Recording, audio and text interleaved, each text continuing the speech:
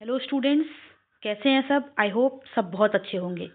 So my self Vaishnavi Dubey, आपकी educator, और ये बायोवेदिका चैनल। बच्चों, आज हम पढ़ने वाले हैं ओव्यूल यानी बीजांड के बारे में। इसी ओव्यूल को हम मेगास्पोरेंजियम या गुरु बीजाणु धानी भी कहते हैं। यहाँ आपको एक रियल डायग्राम के थ्रू, एक रियल पिक्चर के थ्रू दिखाने की कोशिश की गई है ओव्यूल्स। ये आपको दर्शाए गए हैं क्या बच्चों? ओव्यूल्स, जिसे आप बीजांड भी कहते हैं। और यही ओव्यूल्स आगे चल के क्या बनाते हैं बच्चों? सीड। फर्टिलाइजेशन यानी निषेचन के बाद यही ओव्यूल्स क्या बनाते हैं? सीड बनाते हैं, बीज बनाते हैं। यानी जो बीज बनते हैं वो निषेचन या फर्टिलाइजेशन के बाद बीजांड से ही बनते हैं। पहले फर्टिलाइजेशन के पहले क्या होगा? ओव्यूल यानी बीजांड, और फर्टिलाइजेशन के बाद सीड बन जाता है। अब देखिए बच्चों, ये जो बीजांड होते हैं ओव्यूल, ये ओवरी की दीवार पर एक गद्देदार संरचना, कुशन लाइक स्ट्रक्चर, जिसे प्लेसेंटा कहते हैं, इसे हम बीजांडासन भी कहते हैं हिंदी में। इस प्लेसेंटा से एक डंठल के माध्यम से जुड़े होते हैं। इस डंठल को हम क्या कहते हैं? फ्यूनिकल या बीजांड वृंत। ये क्या थी? ओवरी की वॉल, ओवरी की दीवार, अंडाशय की दीवार। अंडाशय की दीवार पर एक गद्देदार कुशन जैसी संरचना होती है, जिसको हम क्या कहते हैं? प्लेसेंटा या बीजांडासन।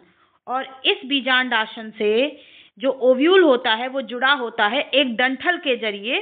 इस डंठल को हम क्या कहते हैं? बीजांड वृंत या फ्यूनिकल। ठीक है बच्चों, चलिए आगे बढ़ते हैं। तो ये जो ओव्यूल है बच्चों, इस ओव्यूल को हम कहते हैं मेगास्पोरेंजियम। मेगास्पोरेंजियम क्यों कहेंगे मैम? मेगास्पोरेंजियम इसलिए कहते हैं बच्चों, यानी गुरु बीजाणुधानी। मेगास्पोरेंजियम क्यों कहते हैं? देखिए, ये जो ओव्यूल है, बीजांड है, इस ओव्यूल के अंदर एक सक्रिय गुरु बीजाणु बनता है, फंक्शनल मेगास्पोर बनता है। आगे हम पढ़ेंगे, फंक्शनल मेगास्पोर बनता है, सक्रिय गुरु बीजाणु बनता है। और यही फंक्शनल मेगास्पोर आगे चल के भ्रूण कोष यानी एम्ब्रियो सैक का निर्माण करता है। और इसी एम्ब्रियो सैक के अंदर अंड कोशिका यानी एग सेल का निर्माण होता है। एग सेल कैसी होती है? अगुणित यानी हैप्लॉइड। और ये जो एग सेल होती है बच्चों, यही एग सेल क्या होती है? यही एग सेल होती है फीमेल गैमीट, मादा युग्मक। ठीक है, यही एग सेल मादा युग्मक होती है। और हमें क्या पता है कि निषेचन के लिए एक नर युग्मक की जरूरत है और एक मादा युग्मक की जरूरत है। तो यहाँ एग सेल बन रही है, अंड कोशिका बन रही है, किससे? मेगास्पोर से। और मेगास्पोर कहाँ बन रहा है? मेगास्पोरेंजियम यानी ओव्यूल के अंदर। इसीलिए हम ओव्यूल को गुरु बीजाणुधानी भी कहते हैं। अब देखो बच्चों, जो ओव्यूल होता है वो एक विशेष प्रकार का, स्पेशल टाइप ऑफ मेगास्पोरेंजियम होता है। विशेष प्रकार की गुरु बीजाणुधानी होती है। क्यों विशेष प्रकार की होती है? क्योंकि इसके चारों तरफ इसकी मेन बॉडी को कवर करने के लिए अध्यावरण मौजूद होते हैं, इंटेग्यूमेंट मौजूद होते हैं। इसीलिए एक विशेष प्रकार की गुरु बीजाणुधानी है। इंटेग्यूमेंटेड मेगास्पोरेंजियम है, अध्यावरण से घिरी हुई गुरु बीजाणुधानी है। देखिए, इंटेग्यूमेंटेड मेगास्पोरेंजियम, अध्यावरण से घिरी हुई गुरु बीजाणुधानी।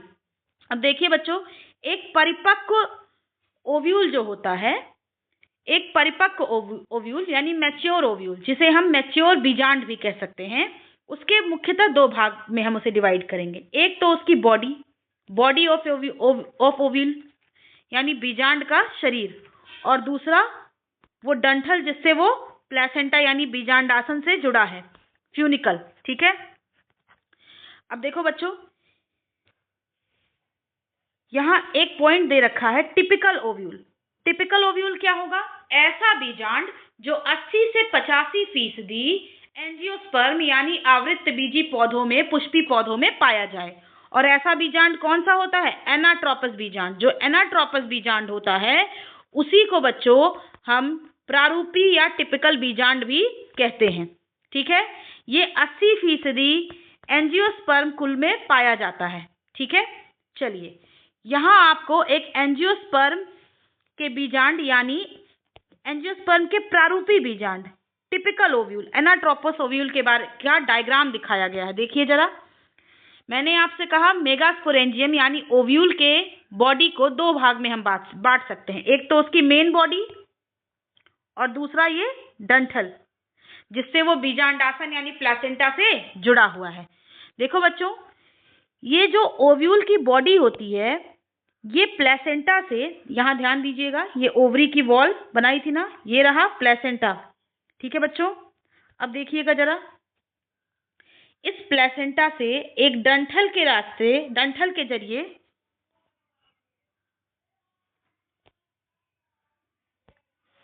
ये ओवरी की वॉल, ये प्लेसेंटा और ये एक डंठल के जरिए ओव्यूल क्या है, जुड़ा हुआ है।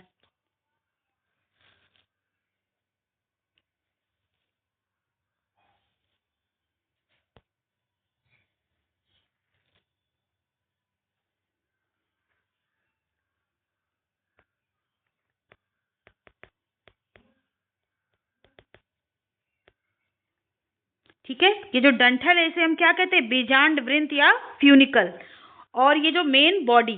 ठीक है बच्चों, अब देखिए जरा, ये डंठल यानी फ्यूनिकल बीजांड वृंत ओव्यूल के शरीर से, बॉडी से जहां जुड़ता है उस जगह को हम क्या कहते हैं, हाइलम या नाभिक कहते हैं। ठीक है बच्चों, अब देखिए जरा, ये जो ओव्यूल होता है ना बच्चों, इसकी मेन जो बॉडी होती है, मुख्य भाग को हम कहते हैं न्यूसेलस।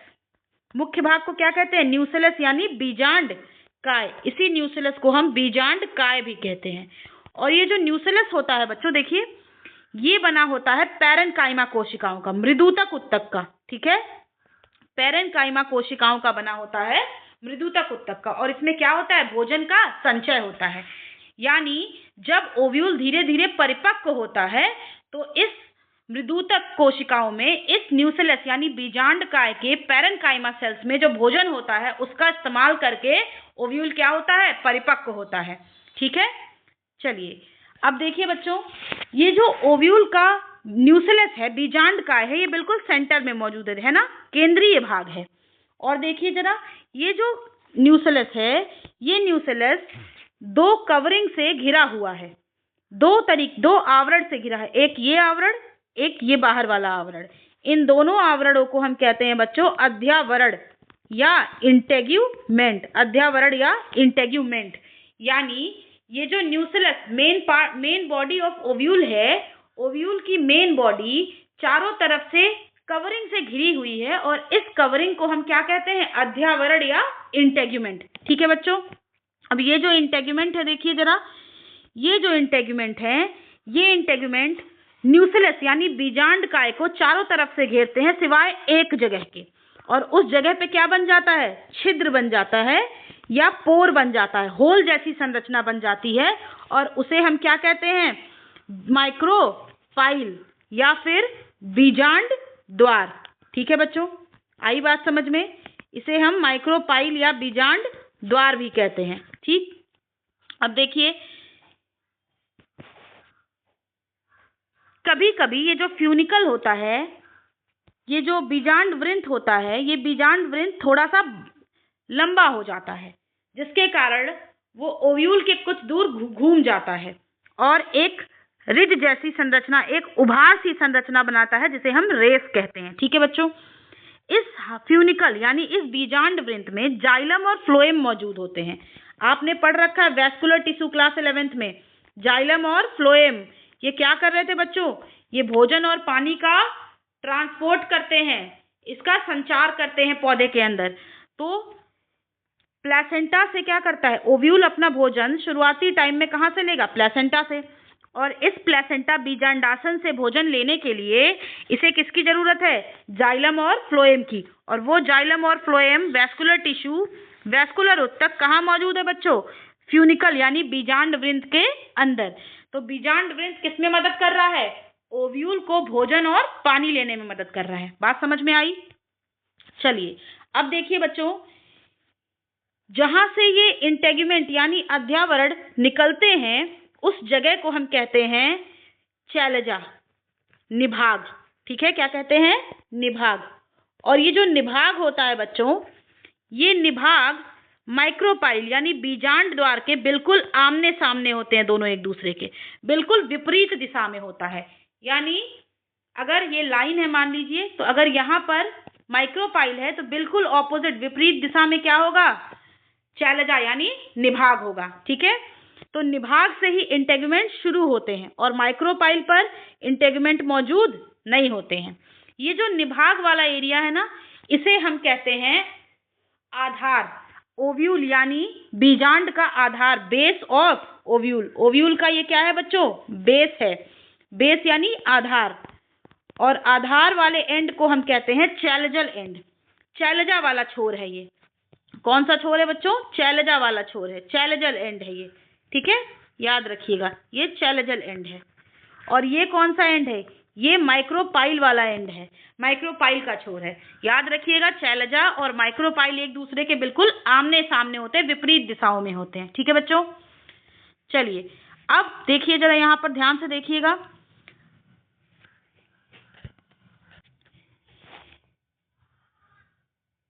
ये जो न्यूक्लियस है, इस न्यूक्लियस के अंदर आपको एक एम्ब्रियो सैक दिखाई दे रहा है, भ्रूण कोश। मैंने आपसे क्या कहा था, ओव्यूल के अंदर बन रहा है फंक्शनल मेगास्पोर, और वही फंक्शनल मेगास्पोर क्या बना रहा है, एम्ब्रियो सैक, है ना। और इसी एम्ब्रियो सैक में क्या बनेगा बच्चों, एग, सेल, अंड, कोशिका। ठीक है, तो ये एम्ब्रियो सैक क्या होता है, इसमें 7 कोशिकाएं होती हैं और 8 केंद्रक होते हैं। आगे हम समझेंगे आने वाले लेक्चर में। ये भ्रूण कोश, ये भ्रूण कोश, इसे हम फीमेल गैमेटोफाइट या मादा युग्मकोद्भिद भी कहते हैं। ये क्या होता है, ये न्यूक्लियस का यानी बीजांड काय का सबसे महत्वपूर्ण भाग होता है। क्यों बच्चों, क्योंकि इसमें क्या मौजूद है, अंड कोशिका। और आपको पता है अंड कोशिका अगुणित होती है, हैप्लॉइड होती है, और क्या होती है, ये मादा युग्मक होती है। क्या होती है बच्चों, मादा युग्मक होती है। ठीक है, चलिए यहाँ आपके लिए मैंने कुछ नोट्स दे रखे हैं, इसे अभी हमने पढ़ा है। देखिए ओव्यूल क्या है बच्चों, अध्यावरण से घिरी हुई गुड़ू बीजाणु ढानी, इंटेगुमेंटेड मेगा स्पोरेंजियम। हर ओव्यूल प्लेसेंटा यानी बीजांडासन से एक पतले से डंठल से जुड़ी होती है, जिसे हम फ्यूनिकल या बीजांड वृंत कहते हैं। इस फ्यूनिकल यानी बीजांड वृंत के अंदर जाइलम और फ्लोएम मौजूद होते हैं बच्चों, जो प्लेसेंटा से भोजन और पानी लेकर के बीजांड को पहुंचाते हैं। जिस जगह पे फ्यूनिकल बीजांड से जुड़ा होता है उसे हम क्या कहते हैं, नाभिक या हाइलम कहते हैं। देखिएगा जरा यहाँ पर, ये ओवरी की वॉल, ये प्लेसेंटा, ये रहा फ्यूनिकल और ये रहा ओव्यूल, है ना बच्चों। देखिएगा जरा ध्यान से, ये जगह जहां पर ओव्यूल की बॉडी से फ्यूनिकल यानी बीजांड वृंत जुड़ा है, इस जगह को हम क्या कहेंगे बच्चों, हाइलम यानी नाभिक। क्या कहेंगे बच्चों, हाइलम या नाभिक। ठीक है, चलिए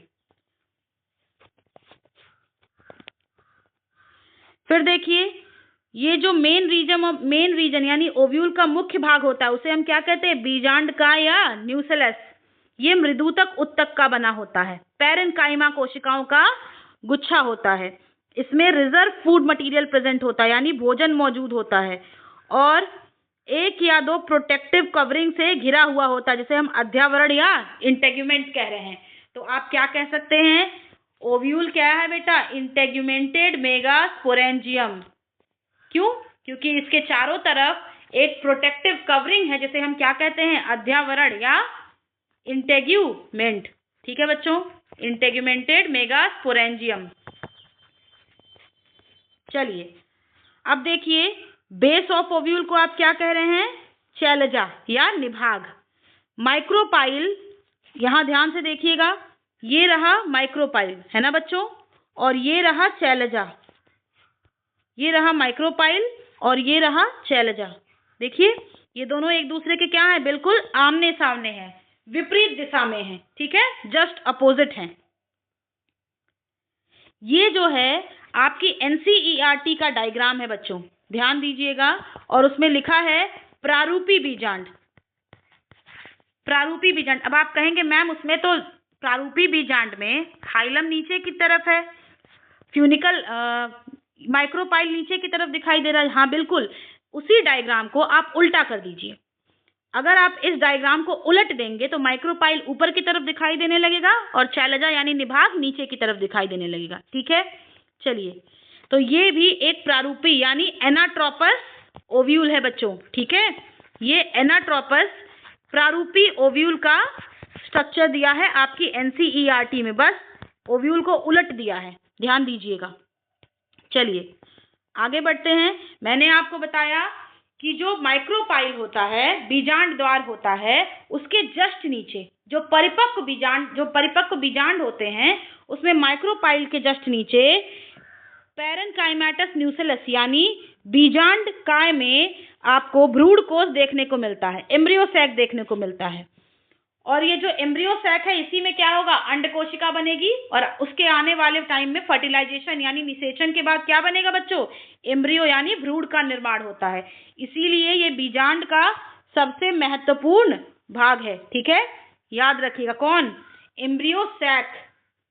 यहाँ आपको एम्ब्रियो सैक का डायग्राम दिखाया गया जो आपकी एनसीईआरटी में दिया है।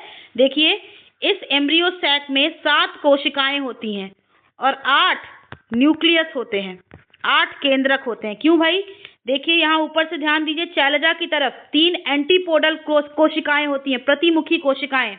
ठीक है, 3 एंटीपोडल, 1, 2 और 3।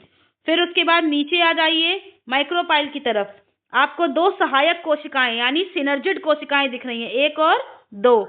फिर उसके ऊपर ये अंड कोशिका, एग सेल, जिसे हम मादा युग्मक भी कहते हैं, ये कैसा होता है, अगुणित होगा। फिर बीच में ये क्या है बच्चों, ये है सेंट्रल सेल, और इस सेंट्रल सेल में आपको 2 केंद्रक देखने को मिल रहे हैं, तो हम इसे लिखते हैं N+N, अगुणित है ना, तो N+N लिखेंगे। 2 अलग अलग हैं, अभी जुड़े नहीं हैं, लेकिन फर्टिलाइजेशन के पहले दोनों जुड़ करके सेकेंडरी न्यूक्लियस बना लेते हैं। अब ये क्या है, पोलर न्यूक्लियस 2N। तो कैसी कोशिका हो गई, कोशिका गिनिए, 1 2 3 4 5 6 7 8, 7 सेल, और न्यूक्लियस 1 2 3 4 5 6 7 8, 8 न्यूक्लियस। तो याद रखेंगे एम्ब्रियो सैक यानी भ्रूण कोष बच्चों, देखिएगा जरा, जो भ्रूण कोष होगा, ये भ्रूण कोष में एम्ब्रियो सैक में 7 सेल होगा, 7 सेल्ड और 8 न्यूक्लिएट यानी 8 केंद्रक मौजूद होगा। ठीक है, 7 सेल्ड और 8 न्यूक्लिएट। चलिए अब देखिए, यहां पर आपको 2 पॉइंट बताए गए हैं, एरिल और कैरंकल। कैरंकल क्या होता है, कैरंकल जो होता है बच्चों, जो आपने क्या पढ़ा, देखिए यहाँ पीछे आइए डायग्राम में जरा, यहाँ आपको दिख रहा है 2 इंटेगुमेंट, आउटर इंटेगुमेंट और इनर इंटेगुमेंट। ये दोनों इंटेगुमेंट बच्चों आगे चल के बीज का कवर बनाते हैं, सीड कोट बनाते हैं। जो बीज की कवरिंग होती है ना, उस कवरिंग को बनाने का काम करते हैं। इनर इंटेगुमेंट इनर कवर बनाएगा और आउटर इंटेगुमेंट बाह्य कवर बनाएगा, बाहरी कवर बनाएगा। ठीक है बच्चों, अब ये जो सीड कोट होता है, ध्यान दीजिएगा, जो कैस्टर होता है ना, कैस्टर के बीज में जो बाहरी, जब वो बीजांड के रूप में होता है तो उसका जो बाहरी अध्यावरण होता है, बाहरी इंटेगुमेंट होता है, वो माइक्रोपाइल के ऊपर भी कवर कर लेता है, उसको भी ढक लेता है और वहां निर्माण करता है किसका, कैरंकल का। तो ये जो आपको संरचना दिखाई दे रही है, ये क्या है बच्चों, कैरंकल है। ठीक है, और ये किसमें पाया जाता है, कैस्टर में। देखिए जरा, form due to outgrowth of outer integument over micropyle, बाहरी अध्यावरण का बीजांड द्वार के ऊपर तक बढ़ना। बाहरी अध्यावरण क्या कर रहे हैं इसमें, देखिए, जो आउटर इंटेगुमेंट था, बाहरी अध्यावरण था, वो कहां तक बढ़ गया, बीजांड द्वार के ऊपर तक बढ़ गया और उसको ढक लिया और इस संरचना का निर्माण किया, जिसे हम क्या कहते हैं, कैरंकल कहते हैं। और कैरंकल किसमें पाया जाता है बच्चों, कैस्टर में पाया जाता है। ठीक है, चलो फिर एरिल की जो संरचना होती है वो हमें लीची में देखने को मिलती है बच्चों।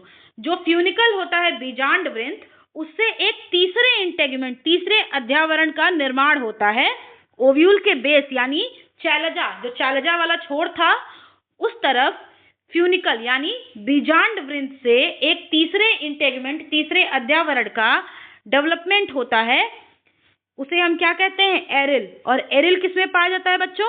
लीची में। अब देखिए, अब हम पढ़ने वाले हैं बीजांड के प्रकार के बारे में, टाइप्स ऑफ ओव्यूल।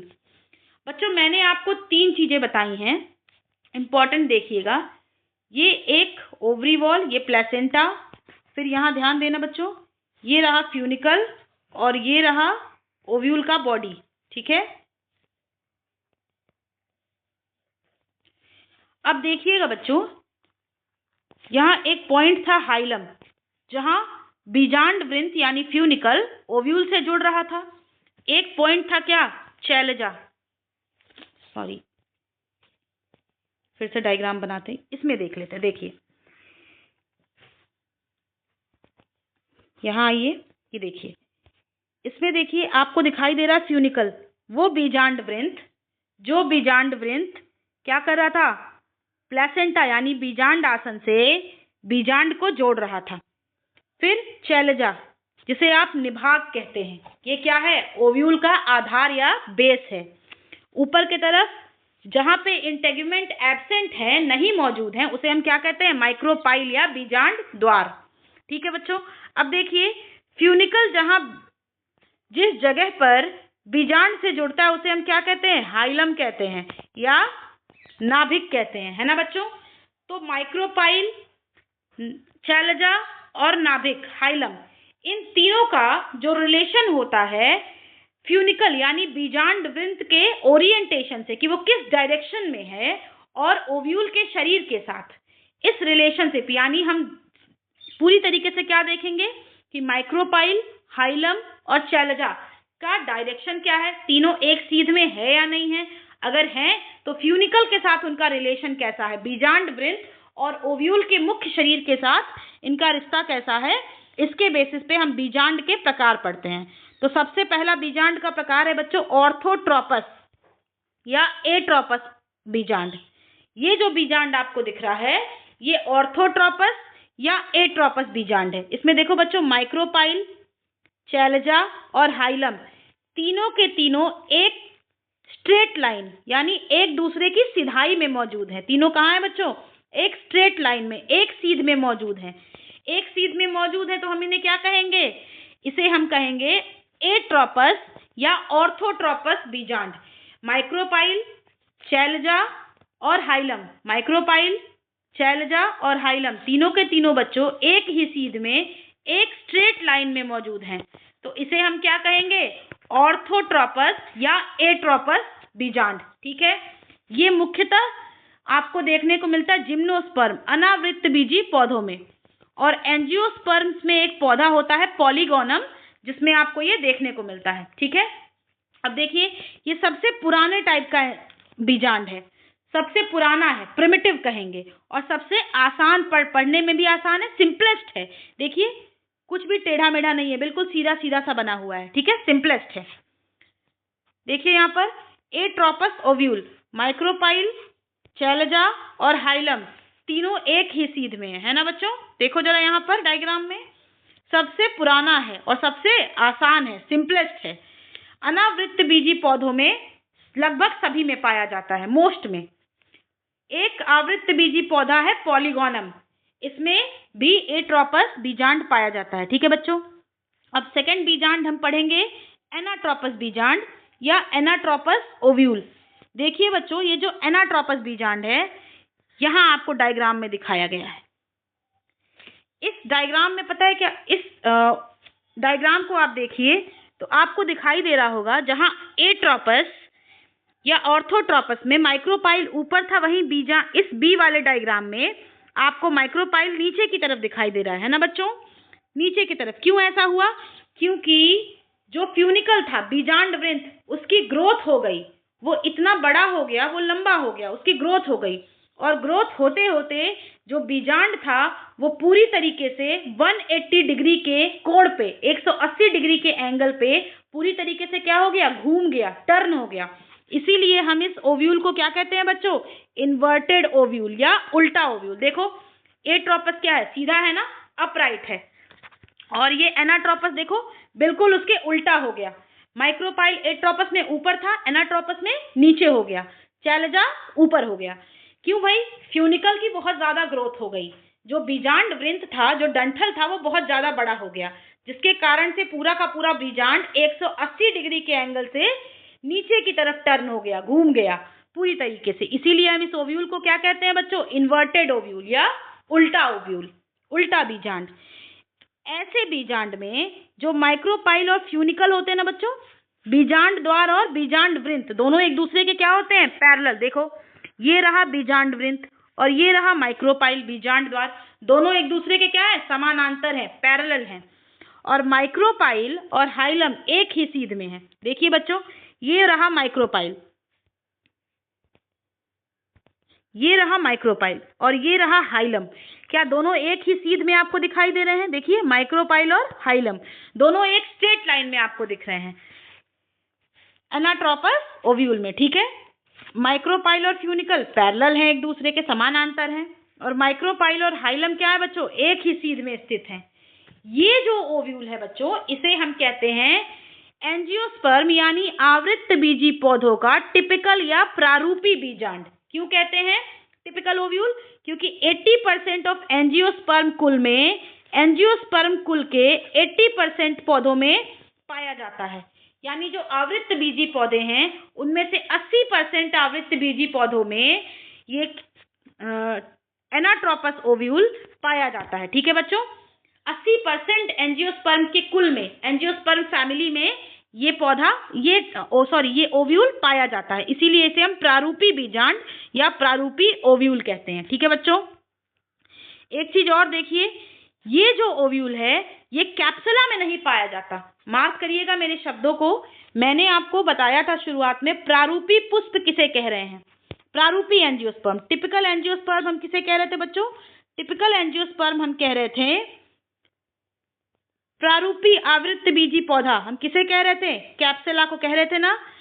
लेकिन कैप्सुला में एनाट्रोपस ओव्यूल नहीं पाया जाता है, याद रखिएगा, कैप्सुला में एनाट्रोपस ओव्यूल नहीं पाया जाता है। जबकि हमने क्या पढ़ा? एनाट्रोपस ओव्यूल ही क्या है बच्चों? एनाट्रोपस ओव्यूल ही टिपिकल ओव्यूल है, प्रारूपी ओव्यूल है। तो कैप्सुला में कौन सा ओव्यूल पाया जाता है? कैप्सुला में पाया जाता है कैम्पाइलोट्रोपस बीजांड, ठीक है। ये बीजांड कैसा होता है? कर्व्ड होता है, मुड़ जाता है, जिसके कारण आप देखेंगे ना ही शैलजा, ना ही हाइलम और ना ही बीजांड द्वार यानी माइक्रोपाइल, तीनों में से कोई भी एक सीध में नहीं होते हैं और ना ही समानांतर होते हैं। ये किसमें पाया जाएगा? कैप्सुला में या लेग्यूमिनेसी में, ठीक है। लेग्यूमिनेसी परिवार में, लेग्यूमिनेसी फैमिली में या कुल में पाया जाता है। लेकिन एक चीज ध्यान दीजिएगा, ओव्यूल तो मुड़ा हुआ है, टेढ़ा है, ठीक है बच्चों। ओव्यूल कैसा है? टेढ़ा है। लेकिन जो एम्ब्रियो सैक है वो टेढ़ा नहीं है, याद रखना, एम्ब्रियो सैक टेढ़ा नहीं है, ठीक है बच्चों। तो ये था बीजांड के प्रकार। 3 प्रकार और हैं, हमें इन तीनों को मोस्टली पढ़ना होता है। देखिए जरा, एक प्रकार जो इसमें दिया हुआ है,